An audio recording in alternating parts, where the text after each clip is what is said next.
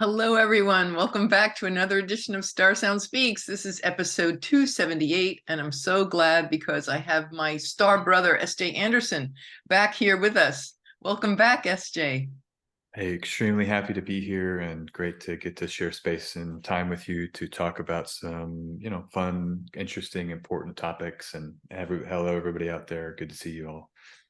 Yeah, awesome. Yes, fun and interesting, and yes, emphasis. We can probably start with important. So, Yeah.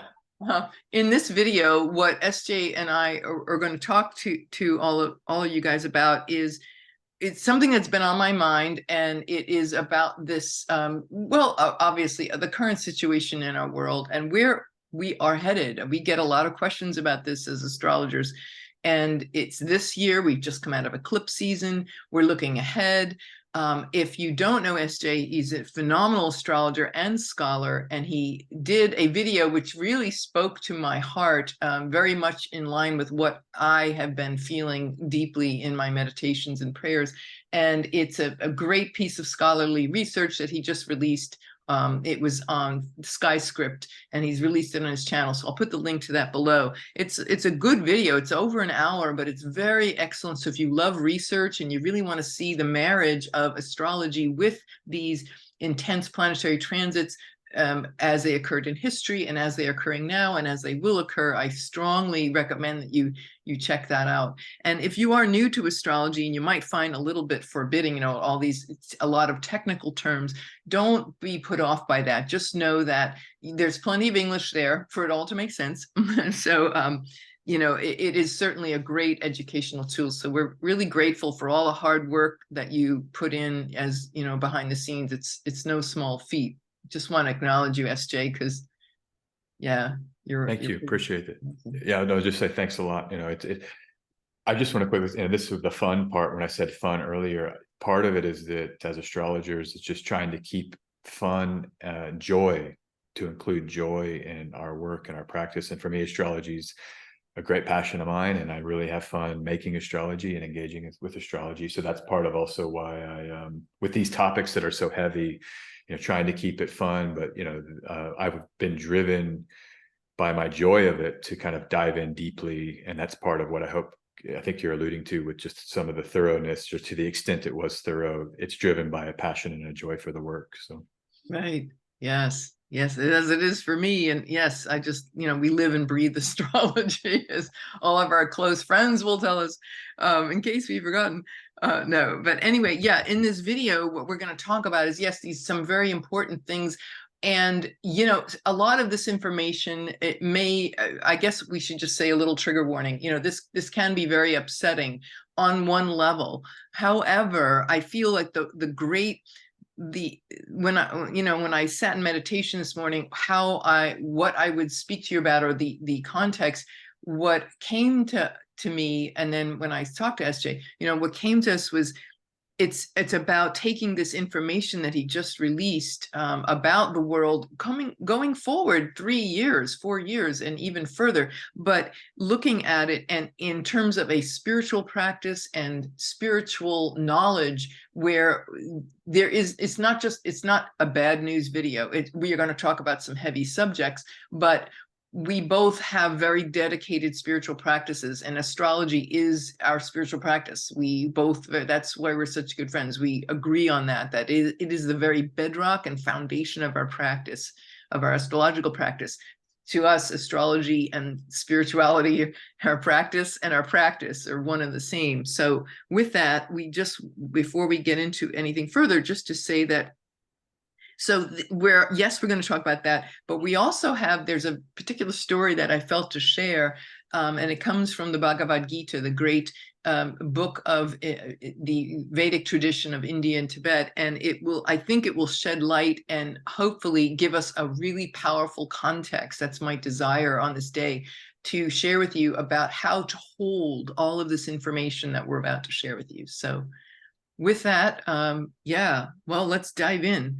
I think I have to say that I know you covered a lot of subjects, SJ, Pluto and Aquarius and Uranus and Taurus, and there are many, many, many huge, broad things. But if you just wanted to maybe start what comes to mind right now for you in terms of getting this conversation rolling? I think, well, for me, all right, can I just say what comes to me is this, I'll say one other thing. SJ did this great scholarly research using a variety of different, transits, eclipses, eclipse activation points and such. And I happened to, when I first contacted SJ, I said, I looked at the progressed chart of the USA, and I see where it's at the progressed sun, where the sun has evolved to since we're founded as a country in 1776. It's now at, instead of Cancer, July 4th, 13 Cancer, it's now 19 Pisces. And it is really suggests a complete dissolution and breakdown of reality, of religion, of belief, of real estate. I mean, everything, opioid crisis. It speaks to so many things. And I asked him, would you like to talk about the progress chart of the USA? And he said, no, it's not really his wheelhouse. We all as astrologers have our own wheelhouse, favorite tools. But everything that you said in your presentation was really mirroring what I was seeing in the USA chart. So I just wanted to first speak about the dissolution, and what I'm hearing is dissolution and then resolution. Like, what do we do with this? We are facing a long, dark night of the soul. So we might as well just start there. Yeah. Yeah, I'm just going to say quickly a few thoughts.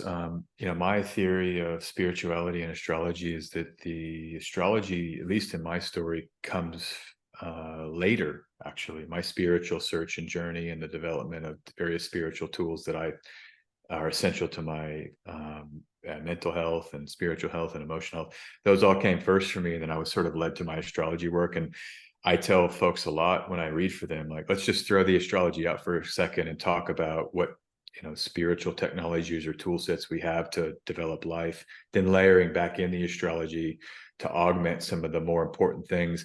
And I've also said, to me, the God, spirit is the most important thing. If I had to choose, and not that we have to, but I would take that over astrology because of how I give primacy to it. Let me maybe put it that way, to the spiritual connection, the intuitive knowings, and all of this form of knowledge that comes through intuition and spirituality, to me, trumps ultimately astrological knowledge. I don't think we have to make that choice, and I'm grateful that they're kind of a pair for us. So just wanted to say that. We'll talk about that later in the talk.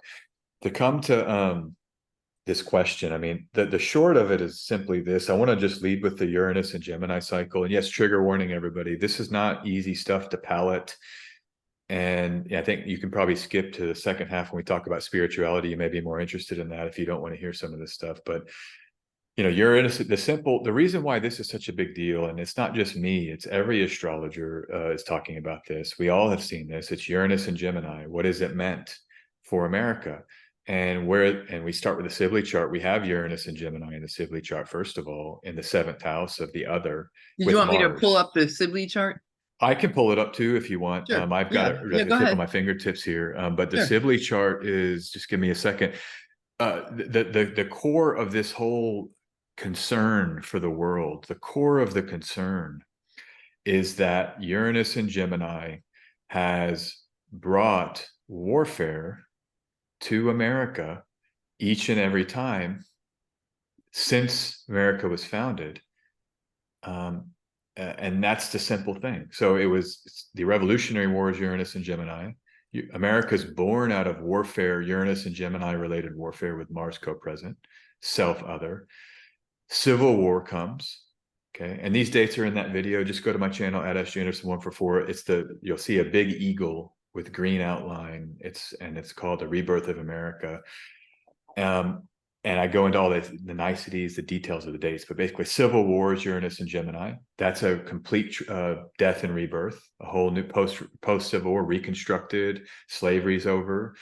And you have the kind of America of the industrial age there into World War II, which is the next cycle of Uranus and Gemini. America's surprise attack, Uranus, Mars, Pearl Harbor, and then now World War II happens. Now we've been living in the post-World War II era. Up until now, 2025, Uranus will come into Gemini, and it will be there till 2033. And so this is what, most, I'm not saying all astrologers, but a lot of the mundane astrologers out there this is what we're trying to grapple with. What will this be? What will it be? Civil war, war. I mean, and there's no way to avoid the topic. That's the other thing I want to just impart on people here. Like, it's one of those things where it's such a literal cycle, and it's repeated 3 for 3, that we almost have to, and this is how I think about it, choose to go right in it as opposed to trying to avoid it. Like, we have to just go right into this and as a way through it. When you say right into it, you're not meaning engaging in war. You're meaning to just look at the reality of this and be with it. Yeah, I mean, seeing it, and as the task of the astrologer is to look at the cycles and see when cycles come about, and fully bring our consciousness into engaging with the meaning making of those cycles. And it would not behoove us to excise the fact that this has been the core meaning for this cycle.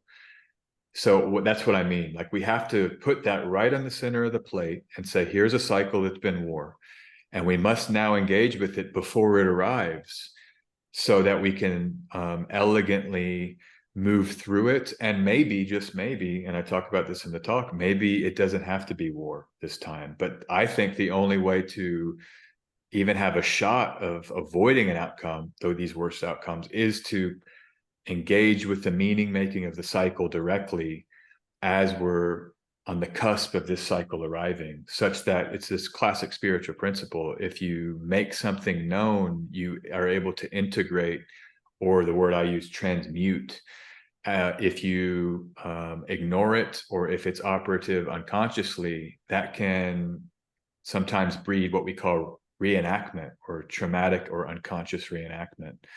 And that's the whole reason I released that talk. This is the fundamental spiritual reason, is that I want us to see this, and maybe psychically we'll somehow, like a liver, it's the liver, that we can process these kind of darker, cyclical, very prominent and undeniable things, and let the kind of collective unconscious, like a liver, somehow filter it out, so that we can not experience worst case scenarios. So that's what I mean. I know that's a long kind of answer to what you said, and thanks for bringing that up, because we need to clarify that. But it's, yes, that's how I see why we would want to look at this. Of course, not going into war. No, I'm a peacenik. I want to lay down the weapons.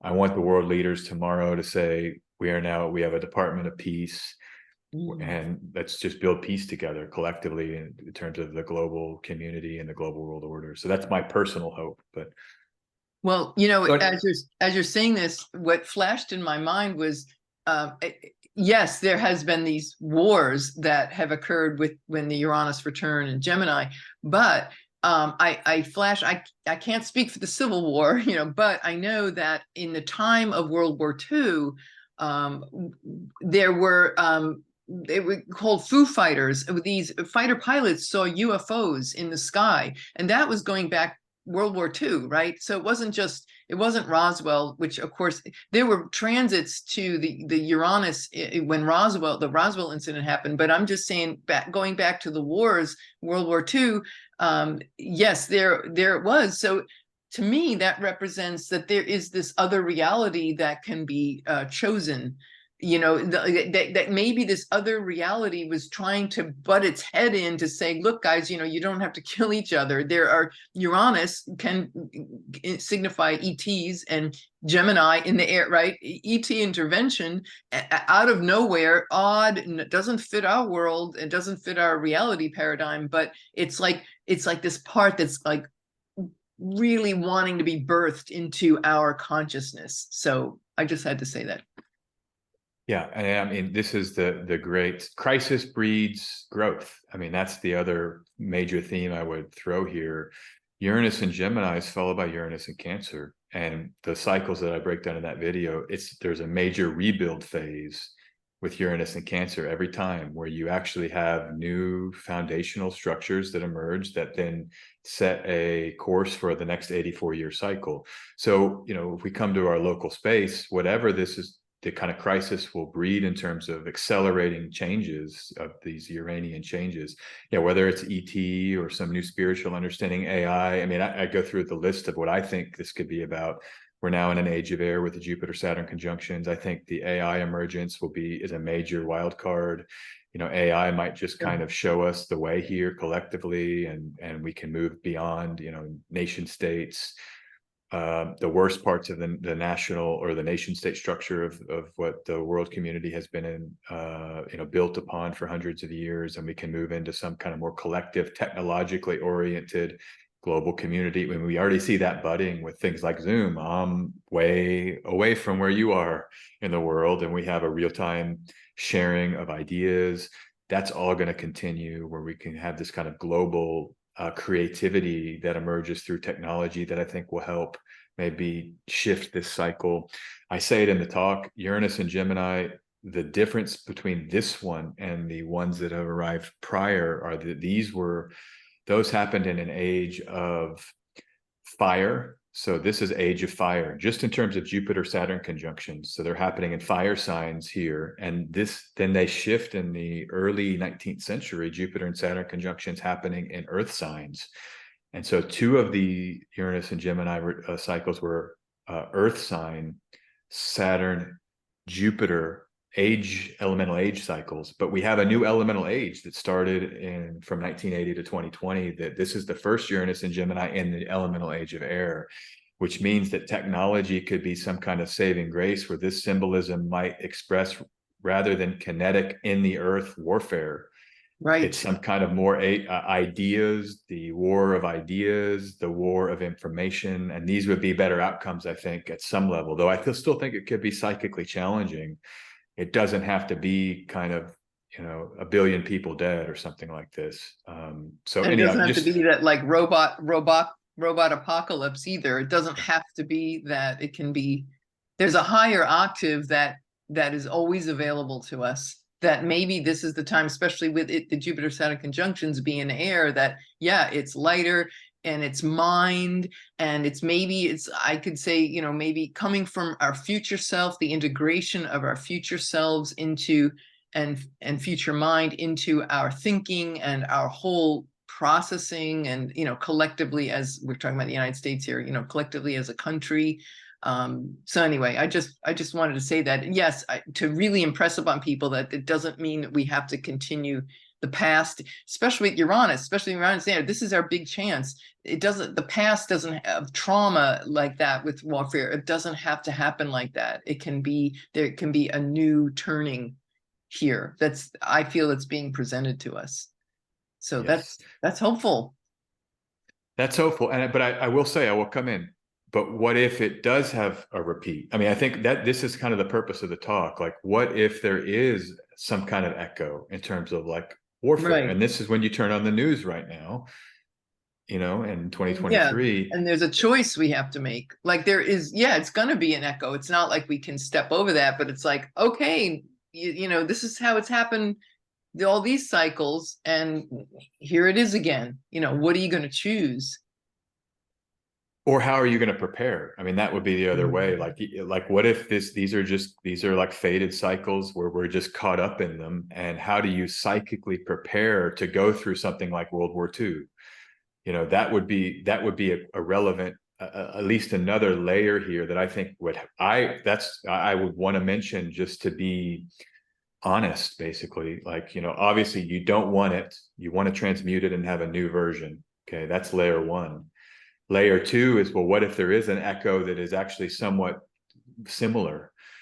How are you going to psychically prepare for it? And I think it would be, one thing would just to say is, like, these history books do hype this stuff up, but when you look at actually the number of lives involved in terms of the real chaos, those are actually a lot smaller than what our histories would kind of make us seem, because of a lot of times history is written for dramatic effect, and they are important for like grand narratives of reality, but most people are navigating day to day and will probably be fine even if there is some kind of crisis. And that's good to remember. Like, it doesn't mean your world has to blow up. It might mean that we're navigating with, kind of darkness in the world. Like now, I mean, let's just be honest. I'm sitting here in November 2nd. There's real darkness on the news right now. And we don't have to break all of that down because it's it's like controversy, right? But I mean, there's two wars in the world, major wars, war in Ukraine, war in the Middle East.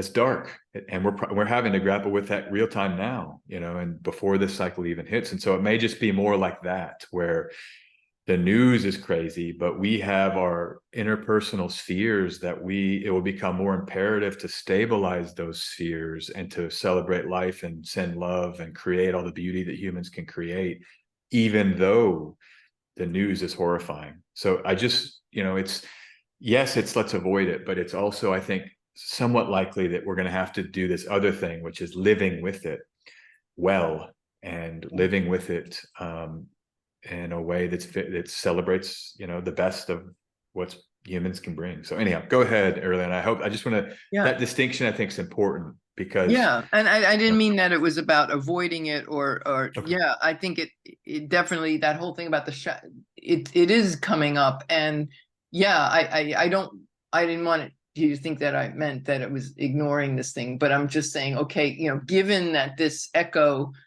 is occurring, and we're seeing, like we're seeing it right now in the news, given that this is happening, I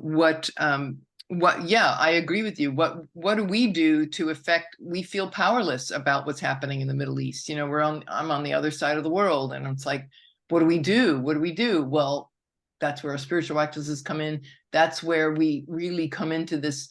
If you think about Uranus Gemini too, it's like the understanding that what I do affects people on the other side of the world. Like if the car door slams and a butterfly in China is affected, or whatever that saying is. It's like to really come into that understanding that we are all in this one big, I don't know how to say it, cosmic soup, and all of our choices, each individual choices, how that affects everybody. And so there is this chance, yes, we see this war and everything going on, and yet there is this chance but I think I agree with you, it's only by embracing what's there and not hiding from it, that we're empowered to do something. We're in our power when we see that there is a choice. A lot of times people don't even realize there is a choice. We have to say, you know what, there is a choice. Yeah, and I think the choice. Go ahead. Sorry, go ahead. No, that's all. Okay, I was just saying, I just like when I think about that, there is a choice.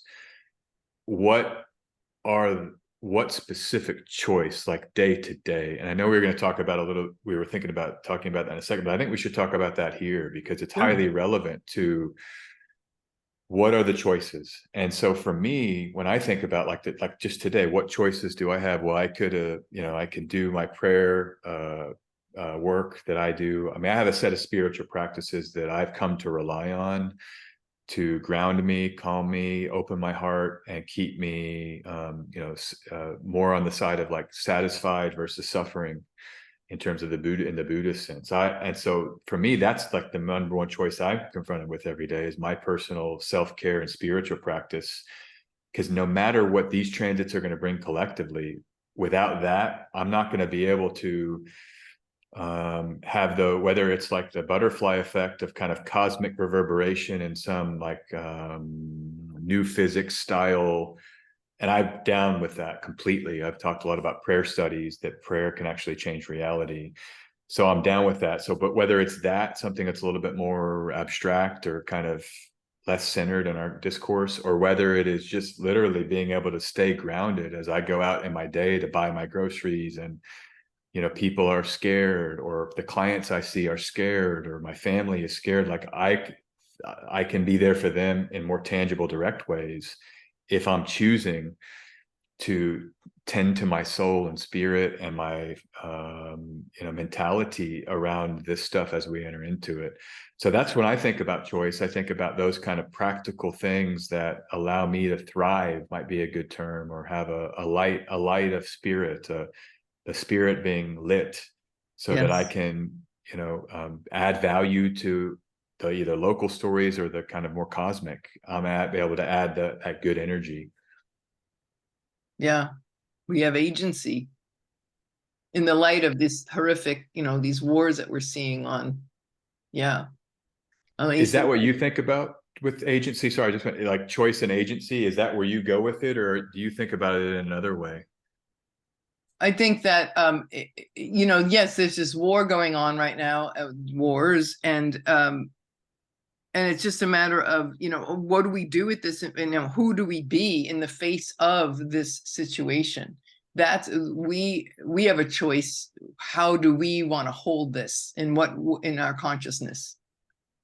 How do we want to hold that? Because that'll affect the whole world. Are we going to buy into the fear and feeling powerless, or, because there's a lot of news and information that will drive us in that direction, or it's a choice. Who are we going to listen to at our own level? But I mean, out in the world, there's a lot of narratives out there that are pulling us in different directions. So I don't know if that makes any sense. It makes a complete amount of sense, and I'm really happy you said it, because I didn't even go there. But coming back to the Uranus and Gemini and Mars and Gemini, this is information. And I really think that there's what I would call it is healthy media intake, or there's a term for that, a media diet, our media diets. And caring for and kind of curating the media diet so that the triggering of these kind of emotional states, more like, let's call it more reactive or more just kind of harmful emotional and mental states, that's a big part of it too. And I think I would put that subset back kind of in like spiritual gardening or something like that as a higher level. That would include media curation. That would include the spiritual technologies that calm the mind. A lot of what I do. So just to say, we talked about this a little earlier, but I love the breath work. You had mentioned to me you're into the Kundalini activation. I do something, we called it in my yoga training, Kapalabhati, which is just like it's a Sanskrit for like cleaning the lungs. And you do it with basically a kind of breath of fire. I learned a specific version of it for my tradition that I think it's different than like the Kundalini schools that are popular in the yoga centers in America over the last 20, 30 years. They have their own version of breath of fire. But the idea of just breath work, like, I mean, the breath is so powerful to change the mind and to heal the body and to clean the body and to just kind of prepare the mental, emotional space for something that's not toxic, and so that's something I would definitely consider, folks, even if it's just doing like counting your breath, breathing in, full exhales, count 10. There's different people that are like 10, 5, 4, or whatever those are, but like engaging with your breath directly is kind of a rubber meets the road strategy for, getting out of the more, the darker Gemini of the crazy mind and the maybe triggering through the mind. Breath is a body. It's I know it's an air, breath is air, but like Venus is the breath in some of the older texts. Venus rules Taurus. We're talking about the body side of the breath. So, that's one strategy. Others, I'll just keep in mind, my core that I really got deep in when I was younger was Vipassana, which is just simply sitting and paying attention to the body. Again, it's all about living with letting the mind flow however it wants to, but you bring the attention back to something else. And so these are strategies to maybe kind of, if Uranus and Mars trigger and it's like, wow, these crazy mental things or crazy images on screens, these sort of spiritual yogas, I do that every day, a few asanas, that's body and it's not mind. Anything where the phone gets set away. So I just think, that's what I'm thinking about early on, is like these kind of choices for, some of the choices I'm thinking about that I'm going to have to make. Those are just some examples for me that I think go well with your idea here of media diet as a part of it too. I don't want to simplify what you meant there, but that's just, I've always liked that phrase, media diet, Yeah, now more than ever, goodness gracious.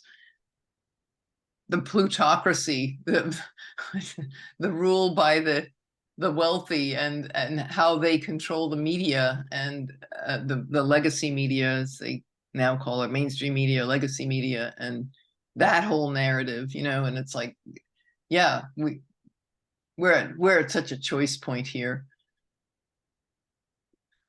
And maybe that's a good segue just into one of the other kind of technical astrological parts of this. It's definitely for those that are out there that are like, give me the astrology, I don't want your spirituality. I understand everybody has different ideas, but it's the Pluto and Aquarius stuff. And that's another big part of this cycle, is that when we get Pluto into Aquarius here, finally entering in November 2024 for good, what we're triggering is, this is the Sibley chart, but we're triggering a whole cycle that saw George Washington, first president, that saw the first government in America.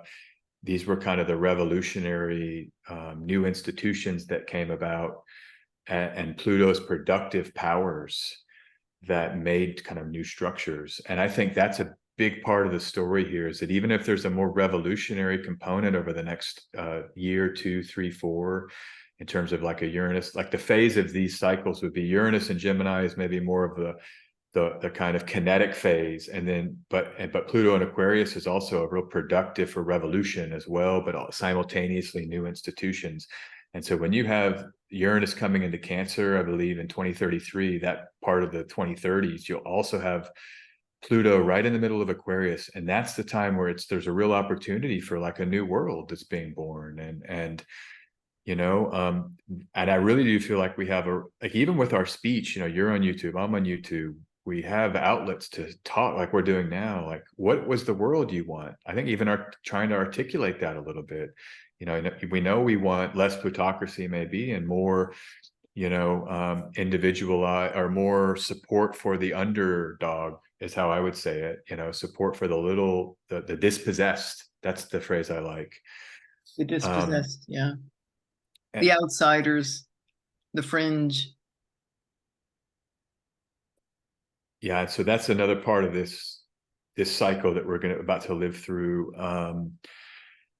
What about 2024 for you? I mean, have you seen, like, this election is a big part of it? I think we should probably throw that in here. Are you looking into some of that astrology yet, in terms of what you think might be happening with how intense it could get? I mean, election cycles every year tend to be where you have a lot of media triggers, and just, you know, heat, let's say, around, you know, even violence sometimes. This election cycle has the 1968 election nodal return, which was known, kind of notorious for some of the violence at like those conventions, the DNC. In Paris. Where are you? Yeah. Paris, yeah. Well, what I was looking at, what's really intriguing to me is the next springs, that lunar eclipse and that Jupiter-Uranus conjunction forming. And it'll be exact a couple of weeks after the April 8th total solar eclipse, which of course runs through America. And that ties into, you know, they say that wherever the affairs of that country are especially highlighted wherever the eclipse path falls. Well, it goes into part of Canada too, but I'm just saying that so much, and it does start in Mexico, but you know, so much of that really, I'm looking at, boy, that just blows my mind to think about the possibilities of, you know, what that could look like, especially Jupiter-Uranus conjunction happening so close to that eclipse. But wow, yeah. Yeah, and I think this is actually a good one to sort of settle into a little bit, in terms of what I was focused on with it was this Mars-Saturn in the 8th. And I know this is right where that progressed sun of Sibley is somewhere, right? It's 19 Pisces, you're saying? The progressed sun is, yeah, 19 Pisces. So it's right there, right past, you know, it's yeah, right. And this is the 8th, the 8th house, and this is the eclipse chart for Philadelphia, 8 April 2024. And when in that talk, I was thinking, I mentioned these eclipses, and I'm like, 8th house, both Mars and Saturn, kind of a trigger there around economy, you know. And this is one of the big stories that we're going through now, the bond market, where you have the rates have gone up. It's created the housing situation that you were alluding to earlier.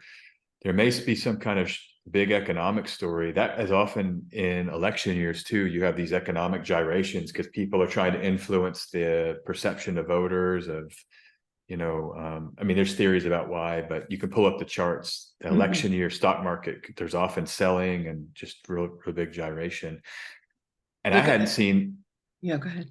Just quickly, the Jupiter Uranus, I'm glad to hear you point that out, because I'm aware that it happens, but I didn't piece it together yet. That's right on the midheaven in this chart in Taurus.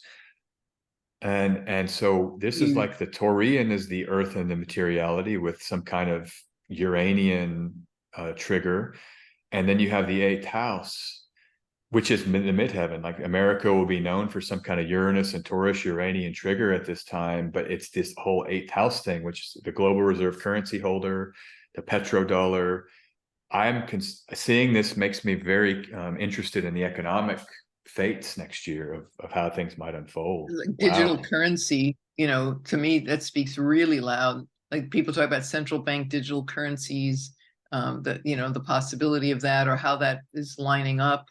I also see, 8th house, I think about, it can be insurance and of course, death, taxes, life, death, sex, and taxes. It's all 8th house. But the insurance, I mean, I've been reading stories, many stories pointing to everything we're talking about here. One of them that comes to mind right now is it was in the news the other day that insurance companies are like getting out of Florida at record rate, and people who live on the ocean, especially in Florida, because they've had the most, they pay the highest premiums because of the storms, but people can't even get insured anymore because it's astronomical on the shorelines, and many but the new kicker of that story is that now people are even with these multi-million-dollar homes are dropping insurance, that they don't want to even pay the premiums that they can get. And of course, to me, that's like the thread on the sweater that just unravels everything. If you're not buying into the insurance, I don't know, I'm going to just say to me, it's like a racket. And so everybody just pulling out of that, then there's nothing left. There goes the insurance industry, and nobody's, if they're not nobody, but those people paying in the premiums that have been the bedrock of that whole industry, and now they're starting to pull out. Wow, talk about collapse. Bailout. This would also could be, maybe there's, of course, they're going to demand a bailout to rescue the economy. That could trigger some of the inequity conversations that Jupiter in Taurus has been about with Occupy. Wall Street happened during that transit, and then there were some others in history. Real quick, just this Chiron, I hadn't seen that. It's right with the sun and moon, and I'm not even. You don't use Chiron in your practice as much. I have it here on my preset settings. Actually, in readings, I bring. These are the settings you're looking at that I always read with my clients as a starting place. And you know what else, SJ? I don't know if you know this, but Chiron, the USA is in a Chiron return. Okay, I can get Sibley. So Chiron was in Aries in Sibley. And I think it was about 19 degrees. It's an 20. Exact Chiron return. And the last time the Chiron return, I know that we had Watergate was Watergate. So that again, this big showdown with the government and with the individual rights, like these, of course, the Watergate, the two reporters, Woodward and Bernstein, and the individuals, and it happens in the 5th house of the USA chart. But anyway, here it is in. Oh, you changed the chart. I just came up because I had it here. I wanted to just show everybody Sibley. There it is. Chiron at 20 degrees, 8 degree minutes. Wow. Yeah. And then it'll station like retrograde. Chiron will retrograde on that point at some point. I think it's next year. I did a whole, I don't have it handy, my notes about that, but yeah, it is wild. It's like, goodness gracious. Well, I'm glad we can stumble into this little topic set, because this is the great thing about talking with astrologers, by the way, everyone out there, is that we really do. There's something about two astrologers coming together to share where things just emerge that then I think are important to have seen. But Chiron right at 19 with the sun and moon during that eclipse, visible through America, and it's the Chiron return of America. Wow, that's kind of a lot to take in for me, because of it's in Aries, and we're talking now about martial things. And so this is, as we're building to that Uranus and Gemini, it just really gives. And I'm just thinking about the news right now. We've got these carriers in the Mediterranean, the largest fleet ever assembled of aircraft carriers right in the Mediterranean. I mean, that's a huge martial thing right now as we have this talk. Mars is in Scorpio. And so you see kind of when Mars gets involved, but with Chiron, wounded healer, and so anyhow, I don't want to get too much into that, how heavy that is for me, but seeing it really does bring some heaviness here, because a delineation eclipse charts, things that are closely conjoined the sun and moon, they do take over often the nature of an eclipse, like something that's right on an angle or right with the luminaries that are eclipsed. I mean, this is like the Chiron eclipse. I think that's the name for it now. This is like the Chiron, it has to be that. The Chiron eclipse. Yeah, so I know. Sorry to go off a little there, but no, it's okay. Okay. And then its ruler approaching a conjunction with Saturn. But it's almost like, but with Saturn and Pisces, it's like, okay, what do I believe in? And this Saturn retrograde that's just wrapping up, it's like, what do I believe in? What's real for me? What is my religious beliefs? Is that what's gonna hold me anymore? And maybe I'm changing religions, or I don't believe in this anymore. And so with Mars there, it's like, I don't know. To me, that could feel, yeah. Do you remember that? What was the name of that movie years ago? SJ, it won all kinds of awards. Well, actually, it was based on a true story of these two guys in World War I, and they were in a ditch together. They were what do they call them, doughboys, or in the trenches, to trench warfare. Mm-hmm. And there were these two, one from opposite side, the Allied and the German and the, I don't know, American or English guy, and they were just alone together, and they it became, I think Christmas happened. I don't know, they found themselves alone. Are you familiar with this story? No, but I'm very interested in it. I will say I'm familiar with the story of the Christmas truce that's very famous in World War II. Oh, that's it, where they play soccer. So and then the elites were like, no, go kill each other. And they're like, no, we're going to play soccer, because the Germans, by that time, soccer had spread with the English or the British and the Germans. And so they played a game of soccer. It was World War I, but yeah. It is World War I. It is World War I. Oh, it is World War I. Okay. And everybody, and they all left behind all these differences and separation. So to me, that Mars Saturn conjunct, I mean, I see that as, maybe that's going to be part of this narrative, is this, and who am I fighting for? And is that really my truth? And it's, wow. I may have the, Jupiter ruling the Saturn conjunct Uranus. I may have some sudden realizations that, what the hell am I doing? What are we fighting for? People are already starting to feel that, like, I'm not on the side of Hamas. I'm not on the side of Israel. I'm not on anybody. I think everybody should knock it off. Like, everybody's right, and everyone's, and we're, this right wrong matrix is just, people are waking up, this is not how it's gonna, Yeah, absolutely. I just wanted to bring this. I actually have a tweet about the Christmas truce of 1914, had German and English soldiers lying down their arms to sing carols, exchange gifts, and play soccer. So I was tweeting about this in 2019. Mars was in the heart of the sun in Capricorn, burning up the worst of its warlike significations. I just want to open this chart and see if there's how much Pisces was involved, just out of curiosity, but it was an Aries moon. And that's kind of near that eclipse where Chiron, same sign with a Mars that has some kind of, dignity in Pisces. Mars does have dignity, a form of dignity there in Pisces. So maybe there's something there where, like, even though there's a lot of Mars in that eclipse chart, Mars doesn't always have to be war, it can be peace. I mean, it's just, and so these like realizations, Piscean realizations that you describe, I love that for that moment, maybe as a way to, lay down arms or not go into the kind of martial worst case scenarios. I did see a story this week of someone it's rising right now.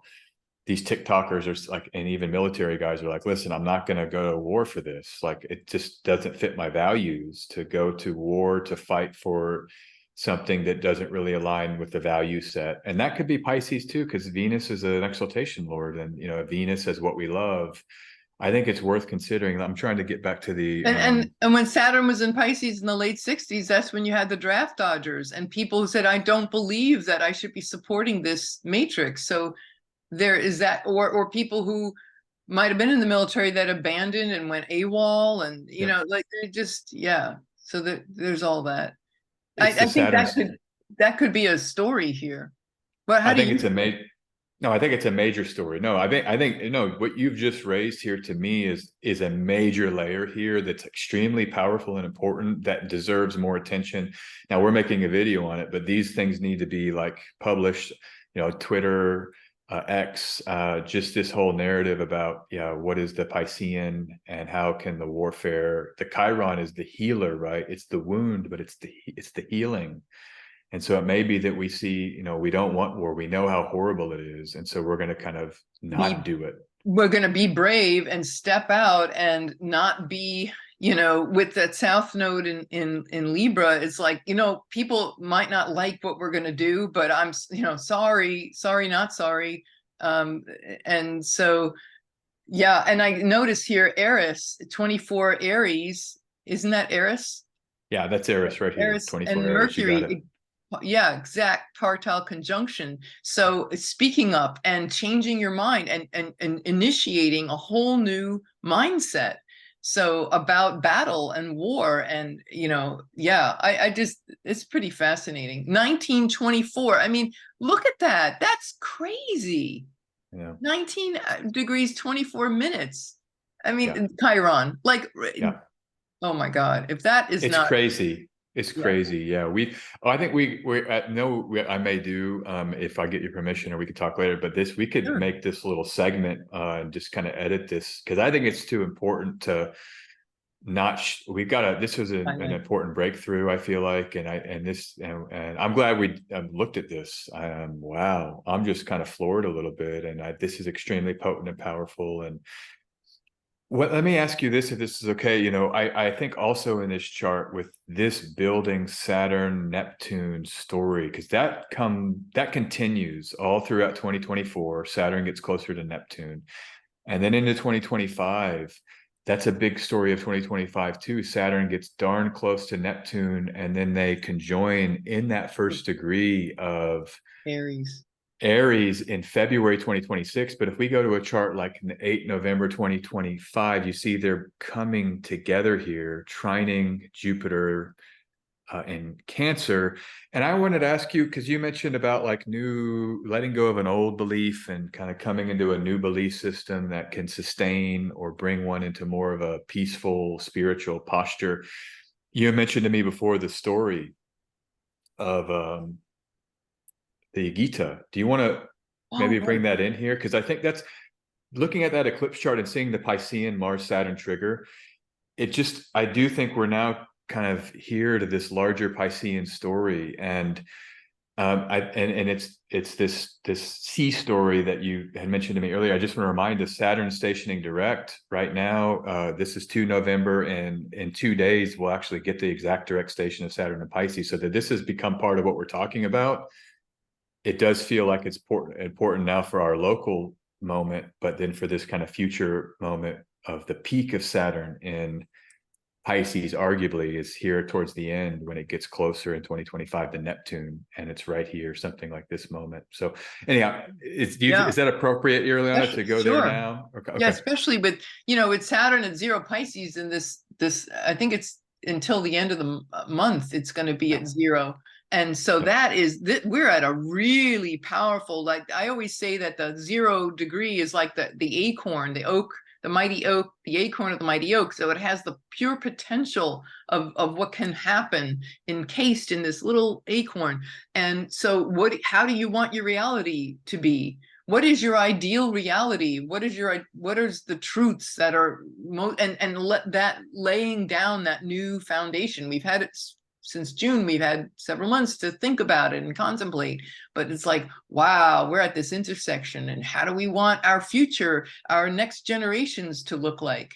And so, everybody walking off a battlefield, I'm good with that.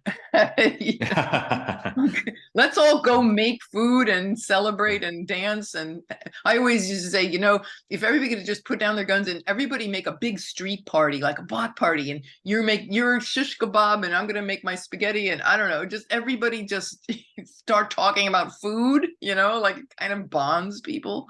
Anyway, hey, Jupiter Uranus conjunction in Taurus, maybe revolution by let's eat. Let's just, I don't know. We're just getting silly here, but Yes, let's talk about that Matsya Vishnu. Do you want to pull that up, or do you still have that? Yeah, I do, and I'll pull that up here. I just want to say, I think this is at the beginning. I was like fun, and I listed those things, and you're like, let's put important first. This is kind of what I meant about fun. Was like, it's the Christmas truce. I'm glad that somehow came out here. We didn't talk about that at all as we were exchanging ideas earlier. I just get images as we're talking, flash, flash, flash, and yeah. So that's what flashed in. I wasn't either.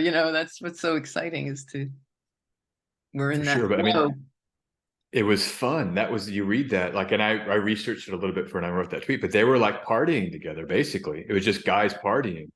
Yeah. They said, we're not going to do the war. We're going to like sing and party and share food. That's what they did during the Christmas truce. And so as you're talking about the spaghetti and the other thing, that's what I feel is really a moment here of the Christmas truce. And I think it's, to me, that's part of this Chiron and Aries, with that Aries moon during the Christmas truce, and with the Chiron return, and then that eclipse having, like, that's the whole thing. It's like our deep woundedness allows for the fun. Mars can be fun. Aries can be a real fun energy.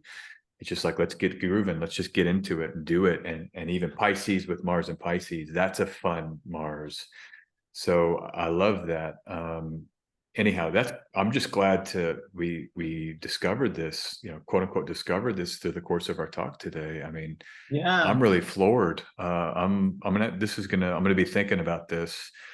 Let me see where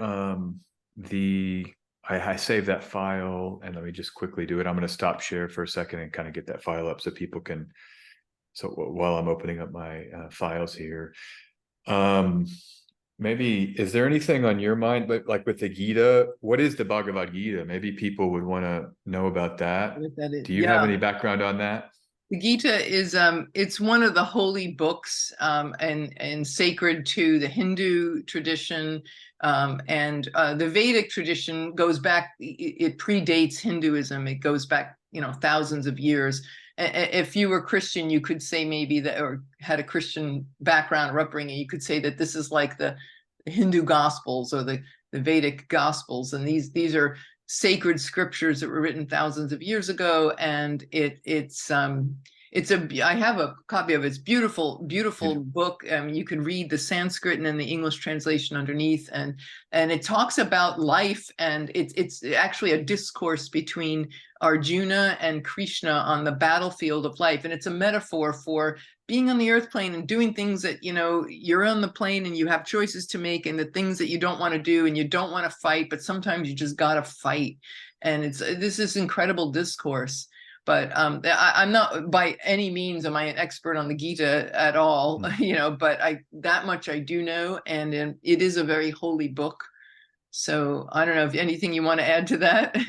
Just to say, I mean, I'm not an expert either. I've had copies in my past and I've read through it some. I just reminded of the film Oppenheimer, came out this year, big movie this summer with Venus and Leo. And that plays a role because there's a scene. It was actually, people in India were really mad because there's a love scene. And part of the love scene is that Oppenheimer takes the Gita off the shelf, and it's like lovers reading poetry and they're reading the Gita. But my thing with the Gita is the one thing I've always taken from it, and the quote from it that's always stayed with me is that Krishna tells Arjuna, sometimes you have to go to war. Like war is part of the human experience. And he's like, I'm scared. He's like, go be a warrior, like go fight. That's your spiritual path right now, is to fight. And so I always thought about the Gita as kind of this weird, like inverting what my values are, peace totally. And then it's like, you have the God saying, no, you need to go fight. That's what the spiritual thing to do is. There's a contradiction there. And so that I've always kind of held that Gita contradiction. I mean, that's kind of an aside here. Maybe it relates to Chiron and Aries and the whole themes that we've talked about with Uranus and Gemini, Mars and Gemini and Sibley. But there's something there about what is it, let me just say it in my way that I feel comfortable. Like, what would it mean to be a fighter during this time? A noble fighter for what I believe. And like, you've already raised some things like having fun in the face of terror or in the face of real challenge, still get cooking together and celebrating, and a Christmas truce and having fun. That takes courage. That's fighting for like peaceful connection between beings, fighting for peace, like not going to the war, dodging the draft. You mentioned that earlier. That would be kind of maybe a Krishna, a courageous way to engage this moment if these types of things are presented. Doing our spiritual work is, I think, courageous, and there's kind of a warrior nature to that, even because of the day-to-day nature of spiritual practice. It's very martial. You're in the barracks, you wake up, you meditate, you've lived, I think, in spiritual communities. I have too at times. They run very martial. There's calendars and schedules, and you're assigned jobs, and you're meditating at certain times. I mean, this is kind of how maybe there's what's being communicated is like this idea of kind of martializing a little bit some of our practices to just make sure we're engaging well. Those are a few thoughts I have there. I have the quote up here. Should I put this on the screen? Yes. And okay. Yes, please do. And just to tell everybody what this was a ChatGPT output. Earlier when I was talking to you early on, she was mentioning this story to me, and I just typed in, this is how cool ChatGPT is. I said, Lord Vishnu Gita fish on beach got bigger, and unintelligible. And that was my prompt. I've learned how to prompt with this. You can just basically have pigeon speech or a few words, and it knows exactly what I wanted. And then it gave me this whole write-up that was part of it. I don't know if do you want to read? Should we read this, or I think I'll just kick it to you and maybe you can take it from here. Yeah. I have some people on Spotify and Apple audio platforms, and so it would be good for me to read it, for them, for no other reason. All right. So this is a story, and I feel what we're going to say is the story, how it speaks to this current time. And what we said when we began our conversation together, SJ and I, how I said about having a spiritual practice, and this is trigger warnings that we issued, and how this looks pretty dire right now, what we're going through, and what we can do to, how do we hold this, and how do we become empowered by this? So having a spiritual practice. So this, in this particular thing, it says, this has to do with, in the Vedas, they talk about Lord Vishnu, and there's different ways in which the deities appear. And in one avatar, incarnation of Lord Vishnu is Matsya Vishnu, which means fish in Sanskrit. So this is a story of how Vishnu transformed into a great fish to save the world from a deluge. So you think about, the progressed sun, Saturn in 19 Pisces, the moon, new moon, progressed new moon coming up there next year, right in time with that lunar eclipse. You talk about water and floods. Wow. All right. The story goes that Matsya, initially a small fish, was caught by a king named Manu, who is regarded in Hindu tradition as the progenitor of mankind. Manu was about to throw the fish back into the ocean when it pleaded for protection. Out of compassion, Manu decided to keep the fish, transferring it to a jar. The fish kept growing rapidly and had to be moved to a larger vessel, then to a pond, then to a river, and eventually Matsya was returned to the ocean as it had grown too large for any containment. Matsya informed Manu of an impending great flood that would destroy all life, and instructed him to build a giant boat.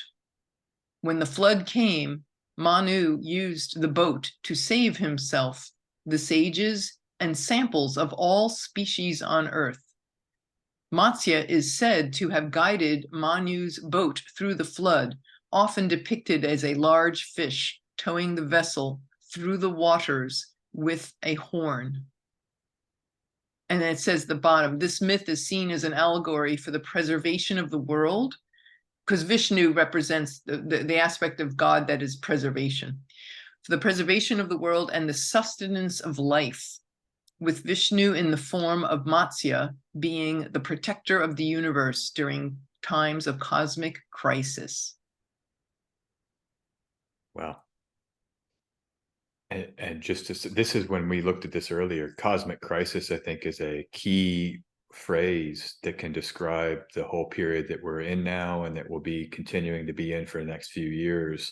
I like that the adjective cosmic is attached, because that tells us about our astrology and the mythopoetic ensouled cosmos that a lot of this is just part of larger cycles, and we can just try to open our hearts and love as best we can as we get through these kind of cosmic, cyclical,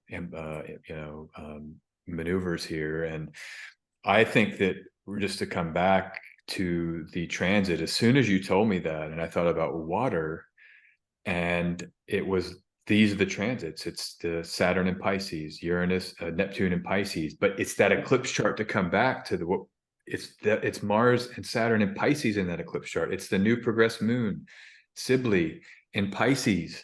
So there's some major all pointing to this idea of like, if there's a flood of whatever it's going to be, what are our tactics or technologies of preservation? And of course, it's going to be divinity and some kind of divine cosmic spiritual practice. You mentioned this to me earlier, that Adam Ellenboss, you've heard him tell this, and you had said that it was the idea that our spiritual practices grow to these big fishes that will eventually rescue us. And so, right.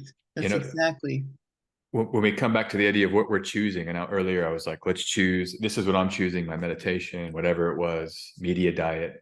What if that's, even though if there is some kind of bigger flood, and I think it probably will be, hopefully it's just psycho-spiritual and information as we get into these strange times, but those containers of spirit that we can feed and let grow are going to save us. Like in this story, Matsya, Vishnu became, Vishnu, towed the boat with the horn. I love that in the GPT write-up, that it was the idea that when the flood came, Manu used the boat to save himself, the sages and the samples of all species on Earth, so life continues. And Matsya is said to have guided Manu's boat through the flood, often depicted as a large fish towing the vessel through the waters with a horn. I mean, that's kind of a beautiful image.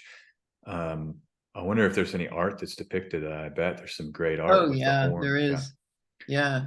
And isn't that amazing how it's so close to the biblical flood story? It's like that flood story occurs in every tradition all over the world. But I also want to say, too, the protector of the universe during times of cosmic crisis, we have to remember that that word in Chinese, the word for crisis, is also the same word as opportunity. So we were weaving back to earlier when I started about saying, yes, we have a choice. Yes, things are dire. We had to issue trigger warnings. Yes, and choice and crisis, opportunity. There's an opportunity to choose something that maybe it's not based on the past. Certainly, if we build that muscle of a spiritual practice, pranayama, meditation, qigong, tai chi, yoga, like all of those, and whatever those practices are that build out your consciousness, that we get really jiggy with them. And if we haven't started, it's not too late. Here we are, it's 2023. And if we have, to keep going, keep building that, like the fish in the container, build that bigger boat. Because one day we're going to need that big boat that we've built of our spiritual practices. That boat is what's going to carry us through these earth changes. Yeah, beautiful, just beautiful. And I just want to throw a prayer to that list. To me, that's I love the other stuff I do, but prayer is kind of, for me, the ultimate form. Sincere, honest, just kind of opening the heart and just verbalizing to the divine as one understands the divine. So I try to do as much of that as I can as well. Anyhow, that's powerful stuff.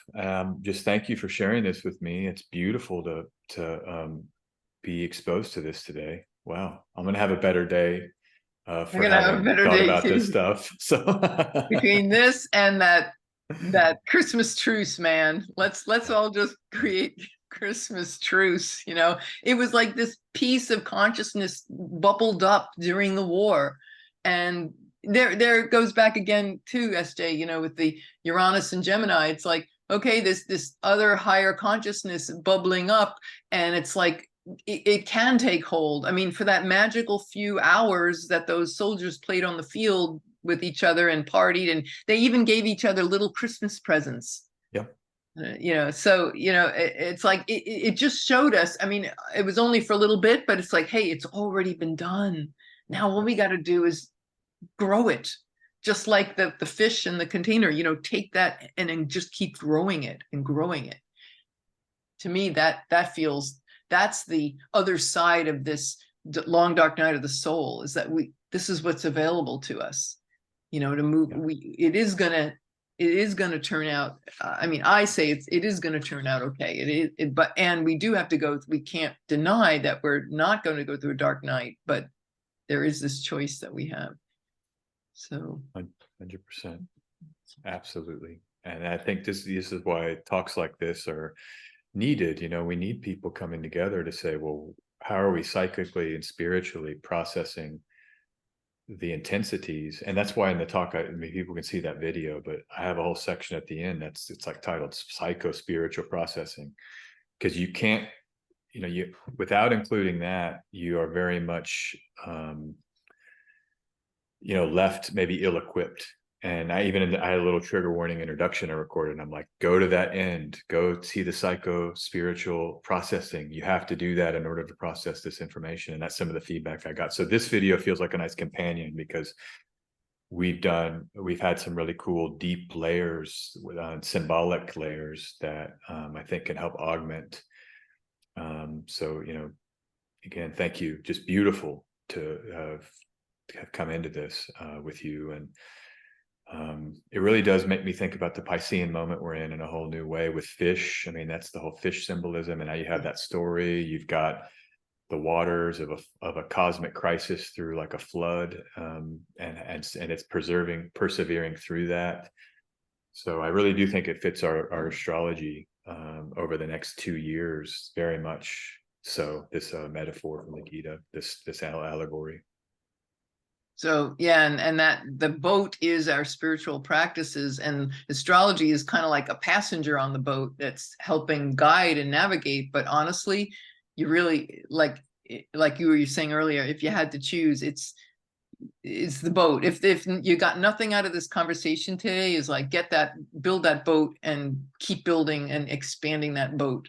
That's what really matters. And the astrology is just pointing to how important that is, and the timing of why that is so crucial right now.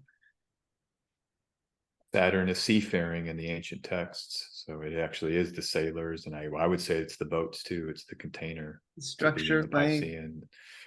So that's beautiful. Yeah. When does Saturn hit that exact conjunction with Neptune? I know it's going to be in Aries, but it'll get pretty darn close when it's still in Pisces. Let's walk through that. Let's just like animate that. I think that might be a nice kind of closing, just to kind of see this animation. I'm going to actually remove, just to make it easier to see everything except Neptune and Saturn. And we can see here, we're in November 2025. Actually, let me walk back if you don't mind, because I want to start in May. Sure. And actually we can go, Neptune comes into Aries. Let's go back to May 2024 and we'll just animate it. So here's May 2024, Neptune in Aries. And you can see Neptune first enters Aries. Right. It's stations retrograde in July 2024. So nothing's in Aries yet. We're in July 2024, but Saturn got closer. Now they're both retrograde. Saturn separating from Venus, getting farther away. And then as they both station direct in November, December, and then now Saturn, the faster moving planet, gets closer and closer. Neptune's now moving faster. We're in January 2025. You can see that here is the ingress. The first ingress of either planets into Aries happens right here in 2025, March, roughly. So like March 30th, 2025, you get Neptune in Aries, Saturn in Pisces. And it's the same story. They're both retrograde together. So they're just inching closer. But so Saturn does not meet Pisces in 2025. It gets darn close, but it enters Aries. They both are co-present in Aries in 2025, starting in May 2025. This will be a major preview of their eventual conjunction in February 2026. This may be as loud. I think we'll know a lot of what it's about. I mean, but at this moment, they're co-present right in that first decan, right in those first 2 degrees in 2025, starting in May. And then they don't meet, they go backwards. this is that Piscean climax that I think will be very much this kind of flood moment. If people go to my talk, I, using various techniques, point to November 2025 as the time that I'm most kind of concerned about some kind of cathartic climax of this whole thing, period. 2 years from now. Yeah, it's 2 years from now, and it's September 2025. That's when Saturn first re-enters Pisces. Then Neptune will re-enter Pisces right here in October. And this is right in the pocket that I've highlighted, because you'll have Neptune and then Uranus is anaretic. Let me edit and just throw Uranus on so everybody can see that. You've got a Neptune to Uranus is anaretic starting right here. 8 November 2025, an anaretic Uranus, anaretic Neptune. So that's kind of, it's just symbolically gyration. That's a term I've been using lately, kind of gyration, maybe increased gyration. That means just movement. And that's the anaretic. But it's this Piscean moment we were looking at earlier. And then you keep going, and what you get is in 2026, first Neptune enters final time, and then Saturn will follow Neptune, and it's February when they meet exactly right here in like 22nd February. It's 20th, 21st February 2026 is the exact conjunction. And then just following, Uranus enters Gemini for good here a month later, 2 months later. That is right here in April. So that's kind of some of the ephemeride timing that we're just looking at. But I think it's worth seeing that May 2025 moment is also very important for the Neptune Saturn story. Anyhow, that's it. There's the answer on that one. Cool. Thank you. Welcome. You're welcome. I'm going to stop and come back to you. Just full screen. Yeah. Wow, that has been such a ride. Whoa. Yeah, what a ride. I know. What a ride.